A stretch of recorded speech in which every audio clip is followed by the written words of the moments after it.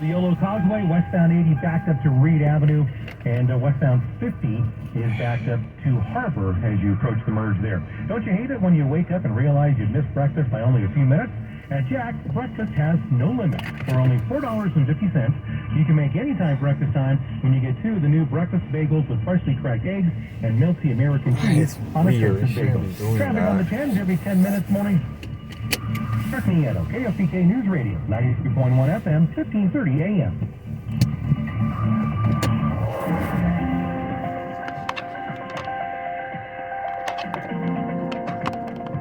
Most of the day today with high temperatures at 63 to 67, partly cloudy, chilly with a low of 36 to 40, and then intervals of clouds and sun expected tomorrow with highs a little warmer, 65 to 69. I'm meteorologist Jeff Nordine on KFBK, Sacramento's News Radio. 47 degrees in Sacramento. So over the week, late last week, I should say, the Speaker of the House said we're going to release a whole bunch of videos that you have not yet seen from the January 6th committee hearing. Which all of it. Right. Release all of it, but not all at once. Not all at once. So it's trickling out, and we're seeing essentially images of people who are meandering through the Capitol, fist bumping, talking to officers. I mean, hardly the conflict that we're seeing in some of the other pictures. Flashing some sort of identification. We heard from Congressman Jamie Raskin, who is a Democrat, who sat on the January 6th committee that withheld a lot of this video, and said that by releasing this video, that could pose a terrorist threat to America. Yeah, maybe they would know where all the cameras are and be able to somehow get a blueprint of the area. Right. Yeah. That's his read. Jonathan Feinert, who is the Deputy National Security Advisor, said there is a deal going on right now. There are talks to free some of the hostages in exchange for some sort of a ceasefire. He intimated that it's close, but made no promises, but it is ongoing. One of the clips we're going to run out in our podcast was a clip that we ran today of Jordan Peterson. He's an educator from Canada, and he was speaking with Bill Maher, psychologist. Yes, and he was talking about what's going on in college campuses, and the whole clip speaks for itself, and you can hear it at our podcast, which you can find on the iHeartRadio app. Yeah, very interesting. It talks about OpenAI for kids. Kids are targeted by AI as a market, and it may be time to talk to your kids and let them know if they're using it for schoolwork, it's not always necessarily right. We're back tomorrow at 5. We'll be here tonight. We'd love for you to join us. Thanks for being here today. I'm Sam Shea. I'm Christina Mendonça. Next update in less than 30 minutes. Breaking news the second it happens on KFBK News Radio, Sacramento's news, traffic, and weather station.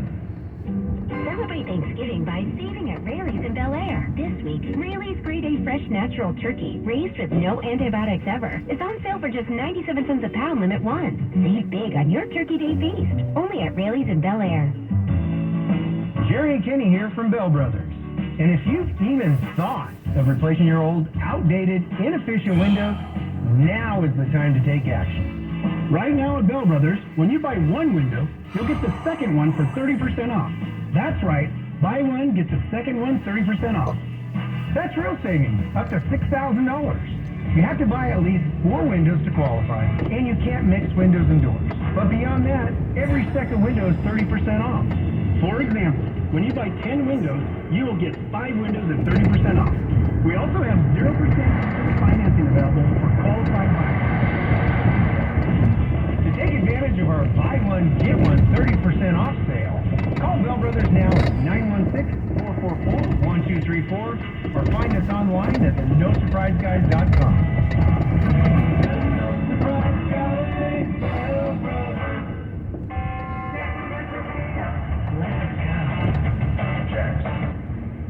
When you're at home, you can always listen to KFBK. Just ask your smart speaker, Alexa, play KFBK on iHeartRadio.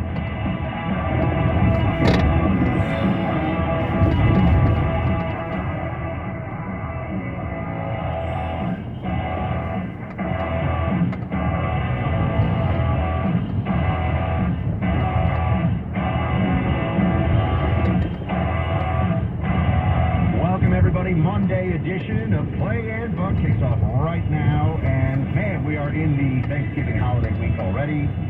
Time is flying. A lot of us will be flying. Apparently, the biggest travel season ever is anticipated. Like 30 million people are going to be moving about talking to you more about that. I'm out after today, so you got Clay for a couple of days, getting you prepared for Turkey Day. He's going to be talking to you about the deliciousness of cranberry sauce.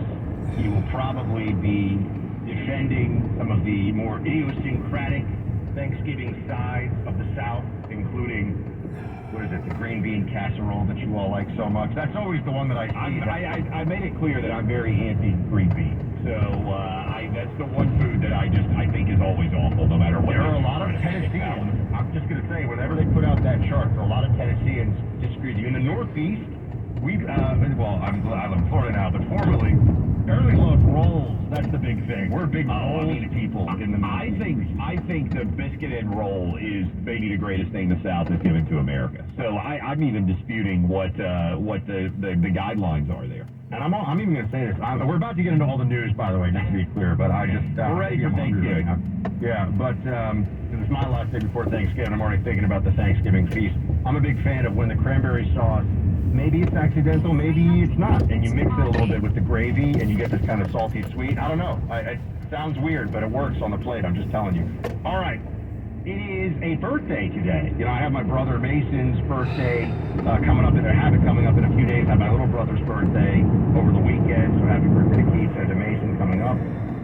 But there's a birthday that a lot of people are focused on right now, Clay, because, it sort of goes right to the center of the biggest political discussion in the country right now.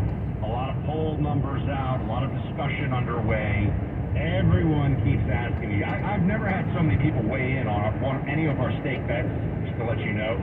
I get people who are just like, oh man, Clay's right. And they're like, oh man, you got to take him to the cleaners when he has to buy you a steak. Both sides of will Biden-Kamala be the nominee, or will there be something else going on with Democrats? Today is Joe Biden's birthday. Happy birthday, Joe Biden. 81 years old, everybody. He is 81, and as it stands right now, he'll be running for his second term as President of the United States. We've got a lot to talk about also on the primary side, Trump's numbers, all the rest of it, but, CNN had this headline up, Biden's birthday Trump's debate about age and wisdom of America's oldest president. Comes at a time. There's a lot of these editorials playing.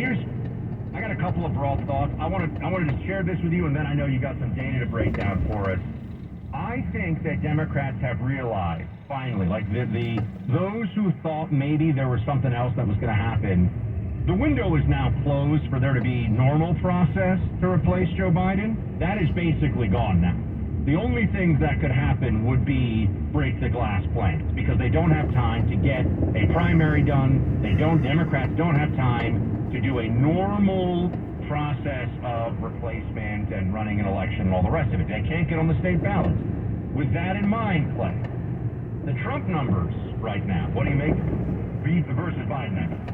Yeah, so here is my big analysis here as we sit 11 months out is the story of Joe Biden has shifted from he's an empty vessel, he's a non-Trump candidate, which is effectively what they ran in 2020 in the basement campaign. But they got the benefit of COVID. And I think in the same way that Jimmy Carter and rest in peace Rosalind Carter, who died over the weekend at 96 years old, whatever you think of Jimmy and Jimmy Carter's presidency, he and Rosalind had one of the great marriages in all of American political history. It does seem quite clear, and I read that they still live in the same house in Plains, Georgia, that they built in 1961. Jimmy Carter might be the only former president who didn't get fabulously wealthy off being president of the United States, and anybody out there listening's life, basically. But in the same way that Jimmy Carter was an accidental president in the aftermath of Watergate, I think COVID made Joe Biden an accidental president. And the data, as you referenced in that CNN poll, other than Trump, who obviously the polls hated in 2020, no incumbent president in any of our lives has been in as rough a shape as Joe Biden is in right now. And here is the Harvard-Harris poll that just came out, that is coming out on Joe Biden's 81st birthday, Buck. And this is now showing the biggest lead that Donald Trump has ever had that I remember in a national poll. Trump is up 6 in the poll that just came out today, 53 to 47. If RFK Jr. is added to the mix, Trump is up 8. And if RFK Jr., Cornel West, and Jill Stein, who is the Green Party candidate, is added, Trump is up 9. These are, break the glass moments for the Democrat Party, I think, Buck. And that's why I believe that increasingly it seems to me as we move through this holiday season, a lot of people are going to be sitting around over Thanksgiving, over Christmas, and then over New Year's. I think by the time we come back post-New Year's, presuming that these numbers haven't really shifted much, and I don't think they will have, there's going to be an acknowledgement that Democrats have to figure out a way to get Joe Biden off the ticket. And I thought that it would be Biden announcing he's not running, and everybody gets on and they have a real primary debate over who the candidate should be. We've missed that dead. You think that they're just going to stick with Joe Biden? I think the break the glass moment is here. Things are so bad that they're not going to trot him out, and I think they're going to come up with a candidate. Michelle Obama is my fear at the Democrat National Convention this summer.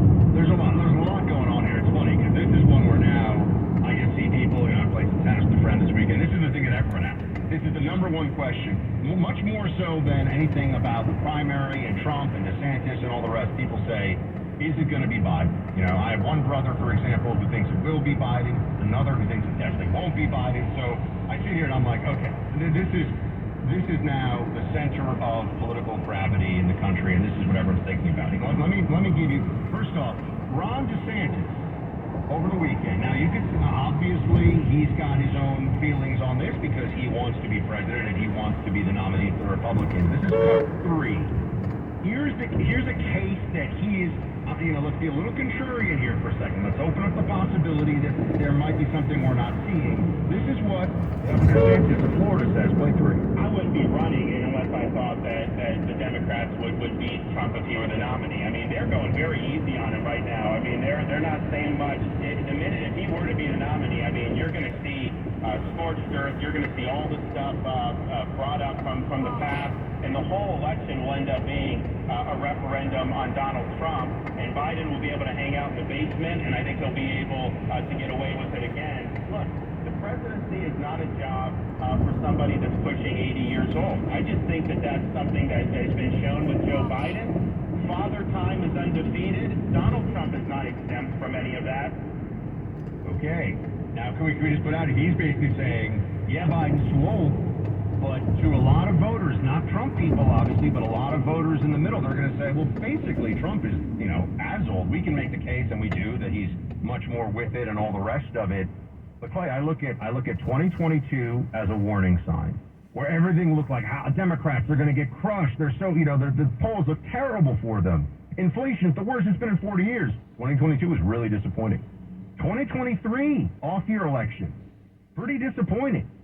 Even though we are where we are with Biden, the Democrats, are we being lulled into false confidence on 2024? I said, and I still believe, that if Ron DeSantis, Nikki Haley, Vivek Ramaswamy, or Donald Trump were the nominee running against Joe Biden, I think all 4 of those guys would win. I have had thoughts that DeSantis shared there about Donald Trump's electability over this past year, certainly in the wake of 2022. But here's where I think things have changed. Biden is going to be the story. I think it's going to be hard to hide Joe Biden because, again, think about 2020. It's almost always a referendum on the incumbents. Now, they'll try to make 2024 a referendum on Trump, but with the legal system effectively as the primary weapon.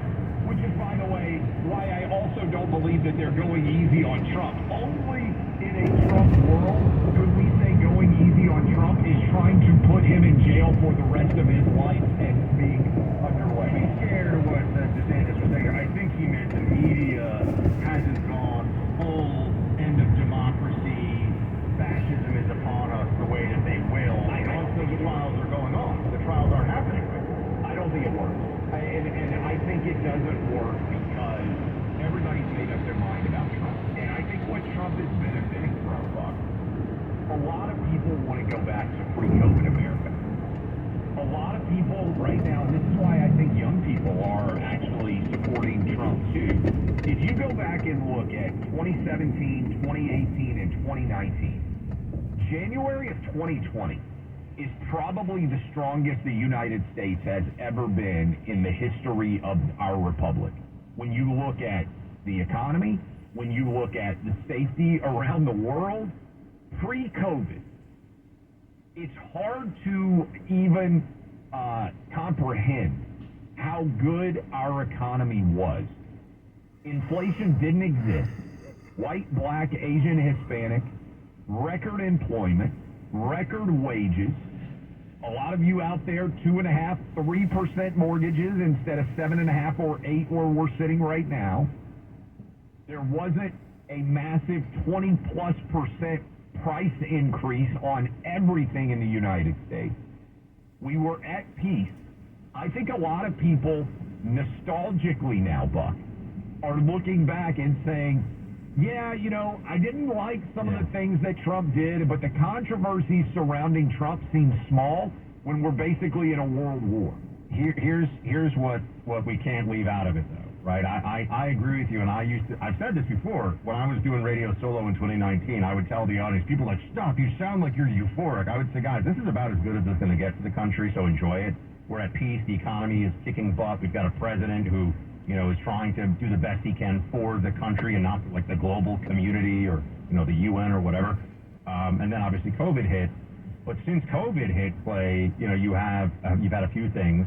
You've had a few changes, right? If you're going to go back in time 5 years, you have to take into account, one, the way that January 6th will be used in this election cycle, which, yeah, it was used in the midterm, but it hasn't really, Donald Trump wasn't on the ballot. They're going to bring all of that back. The legal onslaught against Trump, I think that we think right now that that's working in Trump's favor, but there's polling that's, we love all the polls except the polls that say Trump loses in every swing state if he's convinced, right? I agree with you that I don't believe it, but I'm just saying, I don't think we can just discount that because we don't like it, or we, you know, my gut and your gut are aligned on that one, but the numbers, we love all these numbers except those numbers. I think we have to be fair-minded about, well, you know, maybe there's some risk there to the analysis. And then, you know, obviously the abortion issue, which has been a tough one for Republicans, tougher than I thought it would be, I'll be honest. I thought that it would be less of an issue than it has been in some of these elections. So there are some things that make it, you know, I don't think that people are going to transport their minds back to 2019 necessarily. And also the economy can change a lot between now and next year. Whether it does in reality or just does in perception, I mean, Democrats, you know this, they're gonna pull out the money guns, they're gonna be spraying taxpayer cash around. I think they're gonna start to bring rates down. That's gonna happen. That's 100% happen. Starting about March, they're gonna start to pull down rates. Biden's gonna say we beat inflation. The mortgage rates are gonna tick down a point and a half, and he's gonna claim that they're on the way back to 2.5% or 3%. I think all that's gonna happen. By the way, tell us what you think. 800-282-2882. What are we missing? Anything? I think basically, and I'll build on this a little bit when we come back, Buck. To me, everybody's already made up their mind what they think about Joe Biden and what they think about Donald Trump. So I think the idea that you're going to in some way alter what people think is going to be challenged. Can I just throw this in there? I think you're right about 97% of the electorate. Yeah. 2 or 3% of the electorate is going to determine the election. The whole thing, the billions of dollars, everything that's going to happen between now and next November is going to come down to probably 500,000 people over 60, something like that. You're probably right about that. By the way, that's high. I mean, some people would say it'll come down to, you know, 100 and 150,000. The one thing I'll say, Buck, as we go to break here, that I've been surprised by is the number of people who say they're willing to change their mind. That's the one thing I didn't factor in, because obviously you swing Biden to Trump. Very many people say I swing Trump to Biden. Let's talk about that too. You want a great Black Friday deal on a new cell phone? How about a free Moto G 5G phone from Pure Talk?